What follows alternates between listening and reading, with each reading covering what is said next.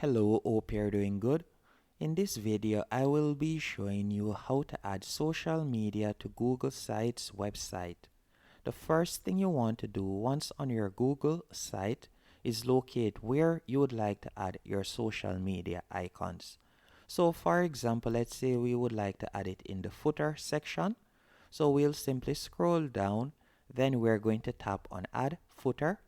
Now after doing this, you can open a new tab, and let's say for example I would like to add my Instagram profile. So I'll simply select my Instagram page name in the top right hand corner. Then I'm going to be copying the URL. Now after doing this, we'll go back into Google Sites, and then you're going to go over to the right hand menu option, and you want to ensure that you have selected insert. Then you're going to scroll down until you see social links.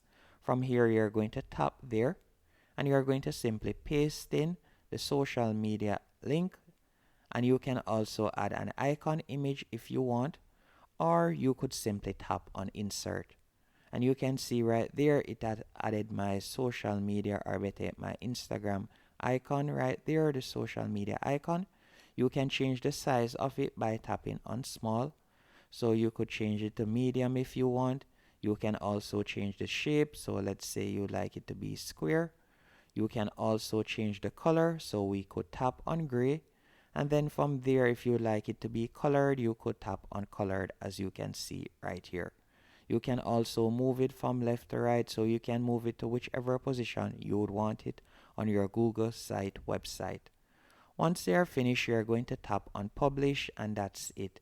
And you can add numerous social media links if you want. As you can see right here, there are numerous options that you can add, and you could tap on add link if you would like to add even more than 3. Hope you found this tutorial helpful and informative. If you did, be sure to hit the like button and subscribe.